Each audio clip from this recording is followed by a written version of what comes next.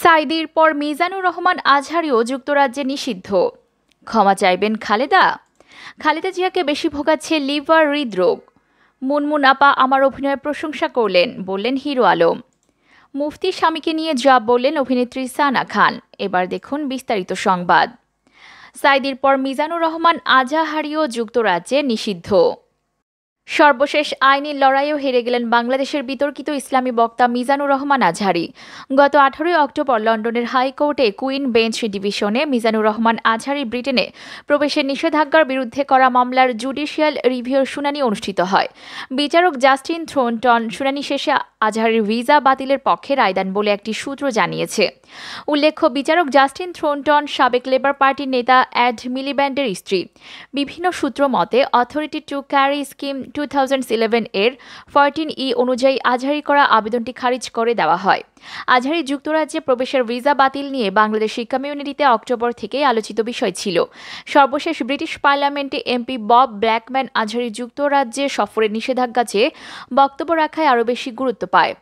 সংসদে দেওয়া তার বক্তব্যে বব বলেন, আজহারীর বক্তব্যে ব্রিটেনের মুসলিম কমিউনিটি বৃহৎ অংশ বিভ্রান্ত হতে পারে, সমাজে ঘৃণা ছড়াতে পারে, তাই তাকে ব্রিটেনে প্রবেশ করতে না দেওয়ার প্রস্তাব করেছিলেন।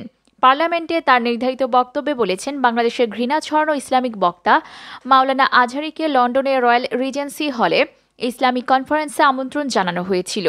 সে যুক্তরাজ্যে আসার জন্য কাতারে এসে আটকে আছে। এরকম ঘৃণা ছড়ানো ব্যক্তি যে হিন্দু ও ইহুদি ধর্মের প্রতি ঘৃণা ছড়ায়, তাকে ব্রিটেনে ঢুকতে দেওয়া ঠিক হবে না। মিজানুর রহমান আজহারী ব্রিটেনে ঢুকলে তার বক্তব্যের মাধ্যমে এখানকার শান্তিপ্রিয় বৃহৎ মুসলিম জনগোষ্ঠী ভুল তথ্য পেয়ে বিভ্রান্ত হতে পারে, এমনকি সে অনলাইনেও এই ধরনের ঘৃণা ছড়াতে পারে। ব্ল্যাকম্যান এমপি সংসদে মিজানুর রহমান ভিসা বাতিল বহালের আলোচনার জন্য হোম সেক্রেটারি প্রীতি প্যাটেলের প্রতি আহ্বান জানিয়েছিলেন। ব্ল্যাকম্যান এমপি এই বক্তব্যের পর সংসদের লিডার স্যার জ্যাকব রিস বলেন, বিষয়টি গুরুত্বপূর্ণ। এই দেশে ঘৃণা ছড়ানো একটি মারাত্মক অপরাধ। ঘৃণা ছড়ায় এমন কাউকে আমরা এই দেশে প্রবেশ করতে দিতে পারি না। ঘৃণা ছড়ানোর বিরুদ্ধে আমাদের একটি অবস্থান রয়েছে, সেটার ভিত্তিতে হোম সেক্রেটারির কাছে বিষয়টি অবগত করা হয়েছে। অন্যদিকে আজহারীকে ব্রিটেনে নিয়ে আসতে আয়োজক আতাউল্লাহ ফারুক একটি পিটিশন ক্যাম্পেইন শুরু করেছিলেন। মিজানুর রহমান আজহারী নিজেও তার ফেসবুকে এই সংক্রান্ত একটি বক্তব্য প্রচার করে পিটিশনে তার পক্ষে স্বাক্ষর দেওয়ার অনুরোধ জানান। সর্বশেষ সেখানে প্রায় 39,000 মানুষ স্বাক্ষর করেন। তবে এত কিছু করেও শেষ রক্ষা হয়নি আজহারীর। গত 31 অক্টোবর একটি ইসলামিক কনফারেন্সে যোগ দিতে মালয়েশিয়া থেকে লন্ডনের উদ্দেশ্যে যাত্রা করেছিলেন মিজানুর রহমান আজহারী। কিন্তু লন্ডনে আসার পথে কাতারের ট্রানজিটে আটকা পড়েন মিজানুর রহমান আজহারী। কাতারের ইমিগ্রেশন থেকে আজহারীকে লন্ডনের বিমানে উঠতে দেওয়া হয়নি। 2 দিন দেনদরপের পরে ব্রিটিশ সরকার তার ভিসা বাতিল করে দেয়। বাতিল করা ভিসা বহালের জন্য লন্ডনে আজহারীর পক্ষে আইনি লড়াই চালিয়েছিলেন আয়োজকগণ। যদিও ব্রিটেনে যে অনুষ্ঠানে মিজানুর রহমান আজহারী উপস্থিত থাকার কথা, সেই অনুষ্ঠান আয়োজক আই-ওন টিভি অনুষ্ঠানটি স্থগিত ঘোষণা করেছে। এই ব্যাপারে হোম অফিসের মিডিয়া অ্যান্ড প্রেস অফিসে যোগাযোগ করা হলে তারা এই বিষয়ে কোনো তথ্য দিতে অপারগতা প্রকাশ করে। মিজানুর রহমান আজহারী বিষয়টি নিয়ে তাদের কাছে আরও অনেকে জানতে চেয়েছে, কিন্তু বাধ্যবাধকতা থাকায় তার কোনো তথ্য দেয়নি। আমন্ত্রণকারীদের পক্ষ থেকেও কোনো ধরনের স্বচ্ছ ধারণা না দেওয়াতে নানা রকম আলোচনা সমালোচনা চলছিল। লন্ডনের আয়োজকগণ আইনিভাবে আজহারী যুক্তরাজ্য সফর নিশ্চিত করতে চেয়েছিলেন এবং জরুরি জুডিশিয়াল রিভিউর আবেদন করেছিলেন এবং ভার্চুয়াল আদালত তার শুনানি হয়। এদিকে ক্ষমা চাইবেন খালেদা। আইনজ্ঞ বিশেষজ্ঞ এবং রাজনৈতিক বিশ্লেষকরা মনে করছেন, বেগম খালেদা জিয়ার উন্নত চিকিৎসার জন্য বিদেশে যাওয়ার একটিমাত্র পথ খোলা আছে। আইনগত প্রক্রিয়ায় তার বিদেশ যাওয়ার কোনো রকম সম্ভাবনা নেই, কারণ তিনি 2টি মামলায় দণ্ডিত। একটি মামলা ইতিমধ্যে হাইকোর্ট নিষ্পত্তি করেছে। তাছাড়া তার 34টি মামলা বিচারাধীন রয়েছে। আর সবচেয়ে বড় কথা হলো, তার বিচারাধীন মামলাগুলো এবং যে মামলায় তিনি দণ্ডিত হয়েছেন অধিকাংশ মামলার বাদী হল দুর্নীতি দমন কমিশন। কাজেই দুর্নীতি দমন কমিশনকে উপেক্ষা করে সরকার এককভাবে বেগম খালেদা জিয়াকে বিদেশে যাওয়ার অনুমতি দিতে পারে না। তাছাড়া বেগম খালেদা জিয়ার বিদেশে যাওয়ার ক্ষেত্রে ফৌজদারি কার্যবিধির 401 ধারা প্রয়োগের বিধানের কথা বিএনপি বলেছে।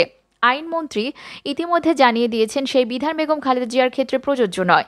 এই বিধান বাস্তবায়ন করতে গেলে বেগম খালেদা জিয়াকে আবার জেলে যেতে হবে এবং নতুন করে আবেদন করতে হবে। সেটি বেগম খালেদা জিয়ার পক্ষে করা এখন সম্ভব নয়। আইনি লড়াইয়ের মাধ্যমে বেগম খালেদা জিয়ার মুক্তি হবেন সে সম্ভাবনাও নেই, কারণ এটি একটি দীর্ঘ প্রক্রিয়ার ব্যাপার এবং আইনি লড়াইয়ে বেগম খালেদা জিয়া এসব মামলায় জামিন পাবেন এবং আদালত তাকে বিদেশে যাওয়ার অনুমতি দেবে, এটি প্রায় অসম্ভবত একটি বাস্তবতা। এদিকে খালেদা জিয়াকে বেশি ভোগাচ্ছে লিভার এবং হৃদরোগ। রাজধানীর এভারকেয়ার হাসপাতালে চিকিৎসাধীন BNP chairperson Khaleda Zia heart, kidney, liver ও ডায়াবেটিস জটিলতায় বেশি ভুগছেন। এছাড়া তার রক্তে হিমোগ্লোবিনের স্বল্পতা রয়েছে, পাশাপাশি রক্তচাপও ওঠানামা করছে।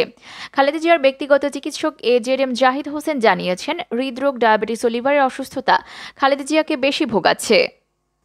খালেদা জিয়ার ব্যক্তিগত চিকিৎসক AJM জাহিদ হোসেন জানিয়েছেন, হৃদরোগ, ডায়াবেটিস ও লিভারের অসুস্থতা খালেদা জিয়াকে বেশি ভোগাচ্ছে। খালেদা জিয়ার চিকিৎসা আইনের বাইরে সরকার কিছু করবে না বলে স্পষ্ট জানিয়ে দিয়েছেন আইন, বিচার ও সংসদ বিষয়ক মন্ত্রী আনিসুল হক MP। পাশাপাশি তিনি এটাও বলেছেন, তার চিকিৎসার জন্য বিএনপি যদি বিদেশ থেকে চিকিৎসক আনতে চায় সেটা পারবে। মন্ত্রী গতকাল দুপুরে আখাউড়া আওয়ামী লীগের বর্ধিত সভা শেষে সাংবাদিকদের প্রশ্নের জবাবে এই কথা বলেন। গতকাল শনিবার কেন্দ্রীয় কার্যালয়ের সামনে বিএনপির গণ অনশন কর্মসূচিতে দলটির মহাসচিব মির্জা ফখরুল ইসলাম আলমগীর বলেছেন, খালেদা জিয়া জীবন মৃত্যুর সন্ধিক্ষণে রয়েছেন। আমরা ডাক্তারদের সঙ্গে কথা বলেছি, বারবার বিদেশে ডাক্তারদের সঙ্গে কথা বলেছি। তারা বলেছেন তার চিকিৎসা বাংলাদেশে অসম্ভব। যেসব জটিলতা আছে তা বিদেশে আরও উন্নত চিকিৎসা কেন্দ্রে নেওয়া না হলে তাকে সুস্থ করা যাবে না। হাসপাতালে অবস্থান করছেন বেগম জিয়ার ছোট ছেলে প্রয়াত আরাফাত রহমান কোকর, স্ত্রী শর্মিলা রহমান সিথি এবং ব্যক্তিগত চিকিৎসক অধ্যাপক AJM জাহিদ হোসেন। মুনমুন আপা আমার অভিনয়ের প্রশংসা করলেন, বললেন হিরো আলম। হিরো আলমের নতুন সিনেমা অভিনয় করছেন ঢালিউডের অভিনেত্রী মুনমুন। অনেক আগে থেকেই তাদের পরিচয়, তবে এবারই প্রথম ক্যামেরার সামনে মুখোমুখি হলেন তারা। আজ থেকে শুরু হয়েছে তাদের বৌজামাইয়ের লড়াই সিনেমার শুটিং শুরু হয়েছে সকাল থেকে। হিরো আলম বলেন, মুনমুন আপা অনেক সিনিয়র অভিনয় শিল্পী। তার সঙ্গে শুটিং করার পর আপা বললেন, আগে আপনার সম্পর্কে অন্যরকম কিছু শুনেছিলাম, আপনাকে সবাই কেন যে অন্যরকম ভাবে। দূর থেকে মানুষ অনেক কিছুই বলে, কিন্তু আপনি তো অভিনয়ে অনেক মনোযোগী। আপার কথাগুলো ভালো লেগেছে। নতুন পুরাতন মিলে আমরা ছবি করছি, ছবিটাও দর্শকদের ভালো লাগবে। নায়িকার বোনের চরিত্র করছেন মুনমুন। কেন মনে হলো গল্পে মুনমুনকে নেওয়া দরকার? উত্তরে হিরো আলম বলেন, আমি মুনমুন আপা ও পরিচালক মালেক আফসারি সাহেব একটি লাইভ অনুষ্ঠান করেছিলাম। সে সময় মনে হয়েছিল আমার সিনেমায় মুনমুন আপাকে নেব। আমি লাইভে কথা দিয়েছিলাম, সেই কথা রাখলাম। আগামী 28 তারিখে নষ্ট হওয়ার কষ্ট নামে নতুন আরেকটি সিনেমার শুটিং করতে যাব আমি। সেখানেও আগে যারা সিনিয়র অভিনেতা অভিনেত্রী ছিলেন তাদের কাস্টিং করব। মুফতি স্বামীকে নিয়ে যা বললেন অভিনেত্রী সানা খান। বছর খানেক আগেই খোলামেলা দৃশ্যে অভিনয় করে দর্শক মাতিয়েছেন। আচমকায় এক মুফতিকে বিয়ে করে সংসারী হয়ে যান। শুধু তাই নয়, ইসলামের পথে জীবন চালাতে বলিউডকে বিদায় জানিয়েছেন সানা খান। 20 নভেম্বর তাদের প্রথম বিবাহ বার্ষিকী। গত বছর এই দিনে গুজরাটের ব্যবসায়ী মুফতি সৈয়দ আনসারকে বিয়ে করেন সানা। বিশেষ এই দিনে স্বামীর প্রশংসা করে একটি পোস্ট দিয়েছেন তিনি। সেখানে স্বামীর সঙ্গে বোরকা পরে তোলা একটি ছবি শেয়ার করেছেন তিনি। তাদের পেছনে রয়েছে পবিত্র কাবা শরীফের ছবি। ক্যাপশনে সানা লিখেছেন, আমি আপনার দিন, আখিরাত ও এর মধ্যবর্তী সবকিছুর জন্য প্রার্থনা করি। যেমন আমি আমার জন্য করি, ঠিক যেমন আমি নিজের জন্য প্রার্থনা করি, তেমনি আপনার জন্য প্রার্থনা করছি। কারণ আমি নিজের জন্য যা চাই, আপনার জন্যও তাই চাই।